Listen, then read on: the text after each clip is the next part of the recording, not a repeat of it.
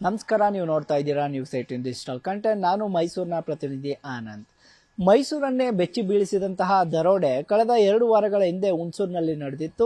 ಆಡು ಅಗಲೇ ಗನ್ನನ್ನು ತೋರಿಸಿ 5 ಜನ ದುಷ್ಕರ್ಮಿಗಳ ತಂಡ ಏನಿತ್ತು ಇಡೀ ಜ್ಯುವೆಲರಿ ಶಾಪನ್ನೇ ಸಹ ದರೋಡೆಯನ್ನು ಮಾಡಿತ್ತು. ಸುಮಾರು 10 ಕೋಟಿಗೂ ಹೆಚ್ಚು ಮೌಲ್ಯದ ಚಿನ್ನಾಭರಣ, ವಜ್ರಾಭರಣವನ್ನು ದೋಚಿ ಪರಾರಿಯಾಗಿತ್ತು. ಸದ್ಯ ಏನು ಆ ದರೋಡೆಕೋರನ ಹಿಡಿಯಲು 5 ತಂಡಗಳನ್ನ ಪೊಲೀಸರು ರಚನೆ ಮಾಡಿದ್ದು. ಅಂದ್ರೆ ಅಂದಿನ SP ಆದಂತಹ ವಿಷ್ಣುವರ್ಧನ್ ಅವರು 5 ತಂಡಗಳನ್ನ ರಚನೆ ಮಾಡಿದ್ರು.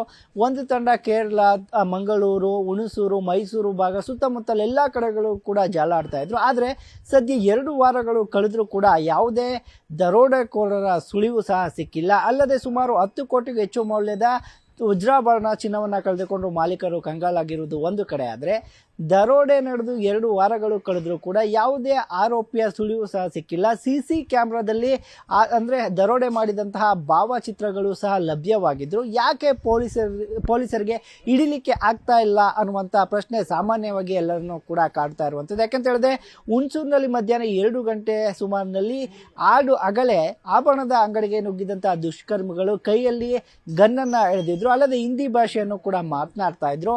ಇವರು ಮೂಲತಃ ಬೇರೆ ಅಂದರೆ ಹೊರ ರಾಜ್ಯದವರು ಅಂತ ಆಗ್ಲೇ ಎಲ್ಲರಿಗೂ ಸಹ ಅನುಮಾನವೂ ಸಹ ಮೂಡಿತು. ಅಲ್ಲದೆ ಅವರ ಚಲನವಲನ, ಅವರು ಪಾಸಾದಂಥ ವಿಡಿಯೋಗಳು, ಒಂದಷ್ಟು CCTV ದೃಶ್ಯಗಳನ್ನ ಪೊಲೀಸರು ಈ ಹಿಂದೆ ಕೂಡ ಕಲೆ ಹಾಕಿದ್ರು. ಇದಾದ ಬಳಿಕವೂ ಕೂಡ ನಾವು ಅವ್ರನ್ನ ಇನ್ನು 3-4 ದಿನಗಳ ಒಳಗಾಗಿ ಹಿಡಿತೀವಿ ಅಂತ ಕೂಡ ಹೇಳಿದ್ರು. ಆದರೆ ಈಗ 2 ವಾರಗಳು ಕಳೆದರೂ ಕೂಡ ಆರೋಪಿಗಳ ಸುಳಿವು ಸಹ ಸಿಕ್ಕಿಲ್ಲ. ಅಲ್ಲದೆ ಏನು ಚಿನ್ನದ ಅಂಗಡಿ ಏನಿತ್ತು ಅಲ್ಲಿ CCTVಯಲ್ಲಿ ಅವರ ಮುಖಚರ್ಯಗಳು ಕೂಡ ಸಂಪೂರ್ಣವಾಗಿ ಸೆರೆಯಾಗಿತ್ತು. ಅವರ ಭಾವಚಿತ್ರವನ್ನು CCTV ಸೆರೆ ಹಿಡಿದಿತ್ತು. ಅಲ್ಲದೆ ಅವರು KR ನಗರ ಮಾರ್ಗವಾಗಿ ಹೋಗುವಂತಹ ಒಂದು CCTV ದೃಶ್ಯ ಕೂಡ ಲಭ್ಯವಾಗಿತ್ತು. ಎಲ್ಲೆಡೆ ಚೆಕ್ ಪೋಸ್ಟ್ಗಳನ್ನ ಅಲರ್ಟ್ ಕೂಡ ಮಾಡಲಾಗಿತ್ತು. ಆದರೂ ಸಹ ಅಂತಾರಾಜ್ಯ ಚಾಲಾಕಿ ಕಳ್ಳರು ಯಾಕೆ ಸಿಗಲಿಲ್ಲ ಅನ್ನುವಂತಹ ಅನುಮಾನ ಸಾರ್ವಜನಿಕರಲ್ಲಿ ಸದ್ಯ ಮೂಡ್ತಾ ಇರುವಂಥದ್ದು. ಅಲ್ಲದೆ ಈ ಹಿಂದೆ ಮೈಸೂರಿನಲ್ಲಿ ನಡೆದಂಥ ದರೋಡೆ ಪ್ರಕರಣವನ್ನು ದೂರದ ಅದೇ UP ತನಕ ಎಲ್ಲ ಹೋಗಿ ಕೂಡ, ಜಾರ್ಖಂಡ್ ತನಕ ಎಲ್ಲ ಹೋಗಿ ಕೂಡ ಪೊಲೀಸರು ಆರೋಪಿಗಳನ್ನ ಎಡೆಮೂರಿ ಕಟ್ಟಿ ಕರ್ಕೊಂಡು ಬಂದಿದ್ರು. ಆದರೆ ಸದ್ಯ ಹುಣಸೂರಿನಲ್ಲಿ ಆದಂಥ ರಾಬರಿ ಏನಿದೆ, ಈ ರಾಬರಿಯಲ್ಲಿ ಸುಮಾರು 10 ಕೋಟಿಗೆ ಹೆಚ್ಚು ಮೌಲ್ಯದ ಚಿನ್ನಾಭರಣ, ವಜ್ರ ವೈಡೂರ್ಯಗಳು ಹೋದರೂ ಸಹ ಇನ್ನೂ ಆರೋಪಿಗಳ ಒಂದೇ ಸುಳಿವು ಸಹ ಸಿಕ್ಕಿಲ್ಲ. ಆರೋಪಿಗಳು ಯಾವ ಭಾಗಕ್ಕೆ ಪರಾರಿಯಾದರೂ, ಅವರು ಕೇರಳದವರ ಅಥವಾ UPನವರ, ಮಹಾರಾಷ್ಟ್ರದವರ ಅನ್ನುವಂಥ ಸಂಶಯಗಳು ಸಹ ಮೂಡಿತು. ಆದರೆ ಯಾವುದೇ ರೀತಿಯಲ್ಲೂ ಸಹ ಆರೋಪಿಗಳು ಒಂದೇ ಸುಳಿವನ್ನು ಸಹ ಸಿಕ್ಕಿಲ್ಲ.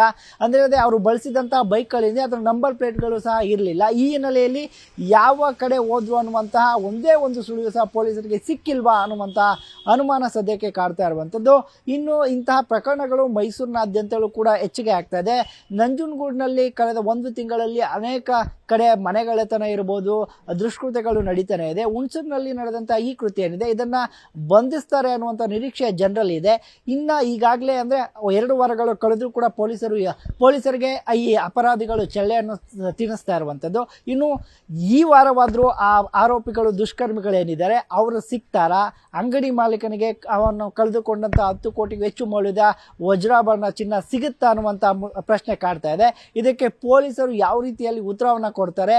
ಆರೋಪಿಗಳನ್ನ ಸೆರೆ ಹಿಡಿತಾರಾ ಅಥವಾ ಒಂದಷ್ಟು ಪ್ರಕರಣಗಳಂತೆ ಆರೋಪಿಗಳು ಪೊಲೀಸರ ಕೈಗೆ ಸಿಗೋದಿಲ್ವಾ ಅನ್ನುವಂಥ ಪ್ರಶ್ನೆ ಸಹಜವಾಗಿ ಕಾಡ್ತಾ ಇರುವಂಥದ್ದು.